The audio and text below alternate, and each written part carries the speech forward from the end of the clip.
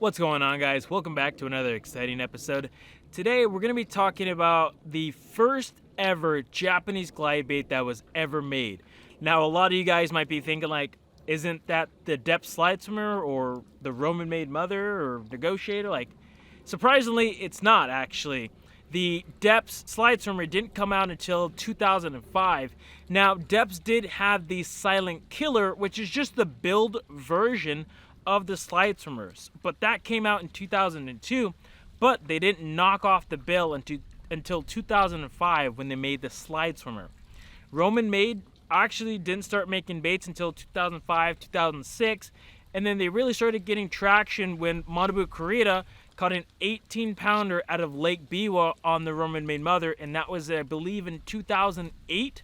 So those baits, a lot of guys think were kind of like the first ever Japanese glide baits, and honestly for a while I thought so too, until I found out that this bait that we're going to talk about today was actually the first one that was produced and made and sold, and that is this guy right here. This is the Gan Craft Jointed Claw 178. This bait came out and released in 2004. At the time, there wasn't really any glide baits out on the market, especially in Japan. The big swim bait craze was going on over here on the West Coast, in the 80s, 90s. And at the time, those baits were mostly like soft plastic baits, right? You had, Optimums, you had, Ospreys, Talons, and baits of that sort that were kind of the big trend and push. And when this bait came out, only a year later, the Huddleston Deluxe kind of came out. So a lot of the focus here on the West Coast was kind of going more towards that soft bait, while the Japanese guys wanted to make something that was a glide bait. Now, the Jointed Claw is kind of the staple S-action style glide bait. We're on just a nice, slow, steady retrieve. It'll have that beautiful S-curve action to it. And that's what made this bait really famous or well known.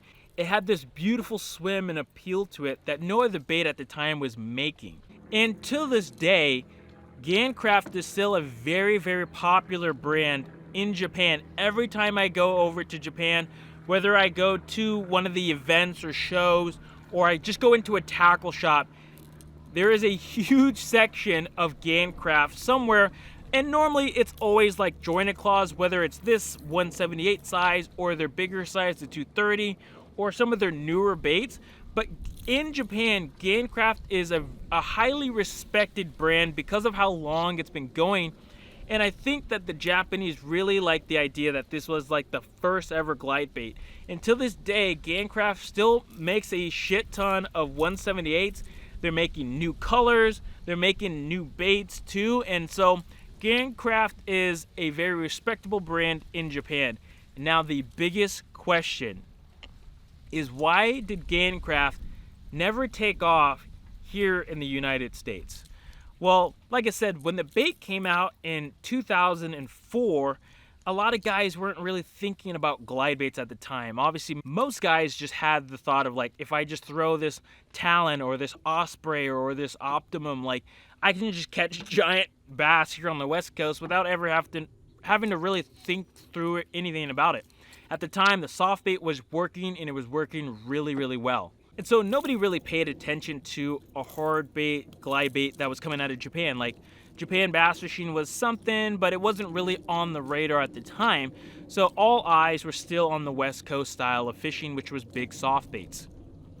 Like I said earlier, a year after this guy was released was when the Huddleston came out. Now, everybody obviously knows the craze of the Huddleston was absolutely insane back then. So it kind of just drove the soft bait game even further and elevated it. And so obviously you had guys like Butch Brown pick it up and catch a lot of giant bass. And it seemed like anybody that had a Huddleston swim bait back then and was on the West Coast, you probably caught some really giant bass with it. And that carried on for a few years and so on and so forth. And still, after all the years, nobody's really caring about glide baits. And nobody really cared about glide baits until a guy named Butch Brown, the guy who picked up the first Huddlestons and absolutely destroyed on him on it, got his hands on the depth slide swimmer. And this was back in like 09 or 2010. Like, pretty early on when nobody really knew anything about glide baits, and Depths was a brand at the time, but this giant glide bait, hard bait thing wasn't really a thing at the time. And so, you had the Gan Crafts, you had Roman made stuff at this time, you had Depths, and guys just weren't buying it. Some of these baits were sitting on the shelves. OG slide swimmers were sitting on the shelves on tons of tackle shops because nobody knew really anything about it. Until Butch Brown picked up the Depths 250 and he started catching giant bass on it on a consistent basis, catch like you name it. And so then that was kind of the big introduction of glide baits for guys on the West Coast, was the Depths 250. And so all eyes was like, hey, I've got to get a Depths 250. I don't really care about any of the other glide baits on the market. I just want that Depths 250. Obviously, there was guys that, had the Gan Crafts, that had the Roman Maids, but, the biggest, the most popular bait was definitely that Depths 250, and you just had to have one, right?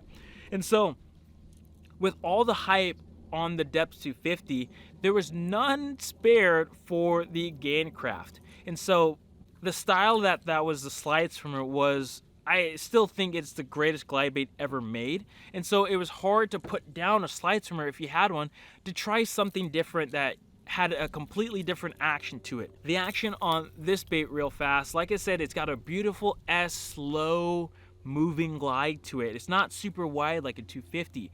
However, after playing around with the bait, I noticed that you could actually get this thing to have a really darty, really reactive style glide to it, where it will shoot side to side, and it's got a really good action to it if you input the right amount of rod and the amount of reel, and you could really get that bait to snap. And this wasn't a known thing, and I honestly still don't think it's a really well-known thing, because most guys, when they think of the Gan Craft, is they've got to cast it and kind of do like slow winds, and it'll go kind of side to side. But no, I'm telling you, if you can get that right cadence down, you can really get this bait to dart and do some really cool things. But nobody really knew about that at the time. So the Depths 250 was kind of the staple glide bait that everybody wanted.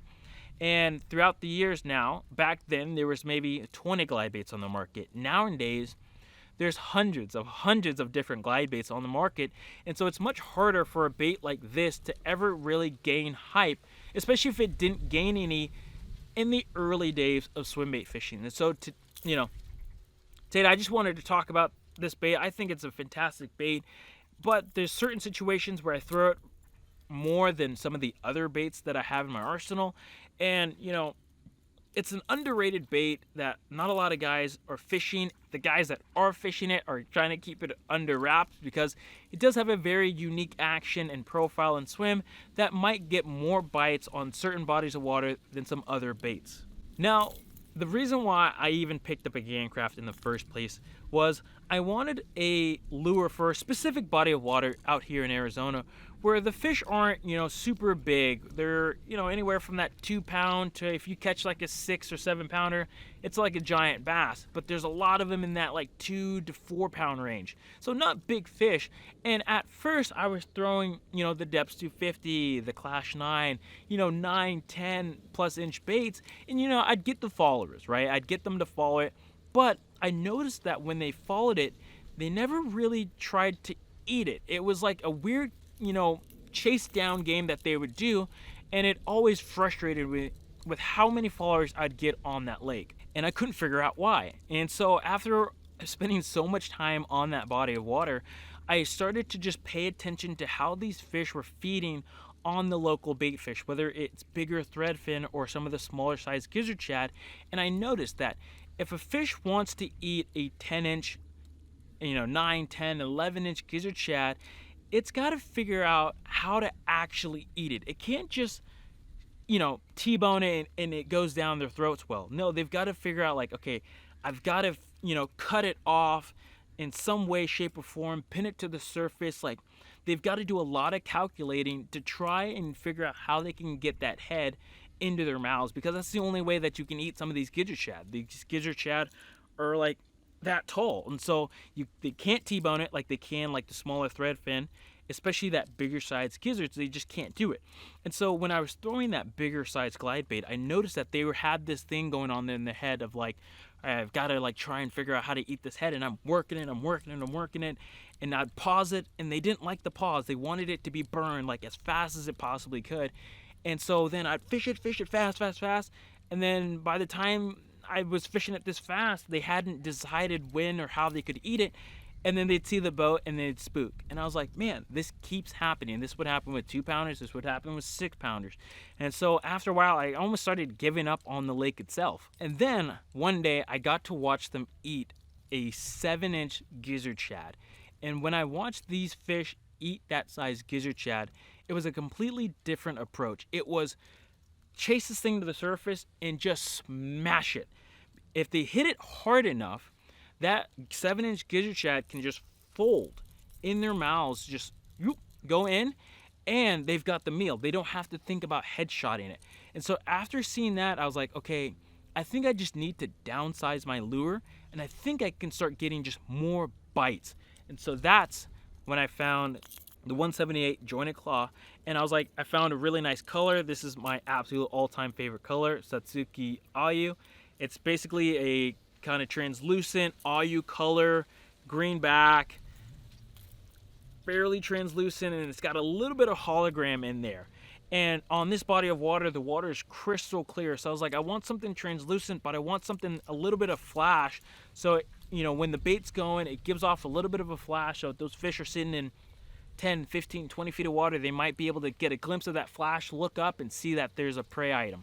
So I just went with this color. I saw it in the hookup tackle one day, went in, grabbed it, bought it, and I went out to this lake that I go to, and immediately I started seeing results right away. And I was like, this was it. This is all I had to do to catch consistent fish on this lake, was to downsize my presentation and just show them something that had a more erratic swim that would be more like a gizzard shad fleeing as fast as it possibly can. If you've ever seen a gizzard shad running for its life, it's in and out, it's way over here, it's way over there, it's up and down.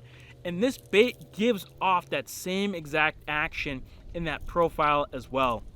And ever since then, I've absolutely fallen in love with this bait. This bait is an absolute staple for me ever since fishing it back then in those days. And I've been fishing this bait now for at least 4 years now, and I've had just incredible success with it. Where this will get me more bites than a K9 or a Depths 250. While most guys are throwing those baits and they're only getting followers, I'm the guy out there getting actual bites. Now, just like any typical 7-inch glide bait, I've just been throwing it on like a medium heavy swim bait rod. This just so happens to be the Mark 56 by Megabass. It's basically like a 1 to 3 ounce swim bait rod. I've thrown it on, some low down medium heavies in the past, but something in that medium heavy 1 to 3 ounces. I believe this bait only weighs like 1 3/4 ounces, so it's not super heavy at all. You could throw it, chuck it all day. 16-pound fluorocarbon is, I find, to work best for this bait. Once you start going up to that 20 or even like 25-pound, it starts affecting the action of the bait. So the lighter the line, I feel like the better the swim you're going to get out of some of these baits, especially with the Gan Craft. So I'm fishing 16-pound fluorocarbon, and then just your 150 size reel will work. This just so happens to be a Bantam, but I know a lot of guys have like a Tatula 150 or a Corrado 200 or 150. Like any of those reels will definitely be able to fish this little glide bait super well, and it's that easy. It's a super simple setup that anybody probably almost already has now to fish. So that is the Gan Craft 178 Jointed Claw. Let me know if you guys have fished this bait in the past and if you like it, or why did you not like it. But honestly, if you guys have the chance to pick one of these up, I highly recommend trying it, especially if you're on a body of water that they like that little bit smaller profile and something that's slightly more unique than some of the other glide baits on the market. So if you guys have any other questions about the Gan Craft, let me know with a comment down below. Other than that, thank you guys ever so much for watching. We'll see you guys on the next one, and as always, chase your dreams.